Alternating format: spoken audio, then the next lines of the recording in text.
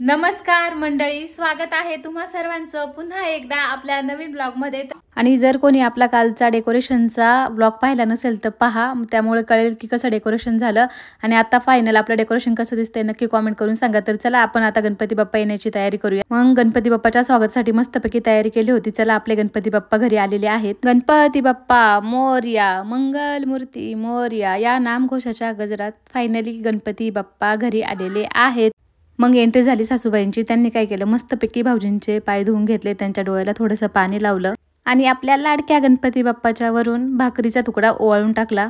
मग आता एंट्री होत आहे कॅमेरामॅनची। कॅमेरामॅन काय केलं, मस्तपैकी भाऊजींना गंध अक्षदा आणि गणपती बाप्पाला पण हळदी कुंकू वाहून स्वागत केलं। गणपती बाप्पा मोरया, मंगल मूर्ती मोरया, उंदीर मामा की जय अशा घोषणा देत गणपती बाप्पा घरात आले आणि मग सुरुवात केली त्यांची विधिवत पूजा। सासूबाई मार्गदर्शन करायला होत्याच, मग त्याच्यामुळे त्यांनी सांगन तसं आम्ही पूजा करून घेतली गणपती बाप्पाची। मग कॅमेरामॅन आणि भाऊजी मस्तपैकी पूजा करत होते। सगळ्यात आधी गणपती बाप्पाची, छोट्या गणपती बाप्पाची पूजा केली। मग त्याला मोठ्या गणपती बाप्पाशी ठेवलं आणि सेम पूजा प्रोसेस करत गेलं, जसं सांगितलं तशी पूजा करून घेतली। तर मंडळी, तुम्ही आपला चॅनल अजून सबस्क्राईब केला नसेल तर नक्की सबस्क्राईब करा आणि बेल आयकॉन पण क्लिक करा, म्हणजे तुम्हाला आपल्या व्हिडिओचे नोटिफिकेशन मिळत जाईल।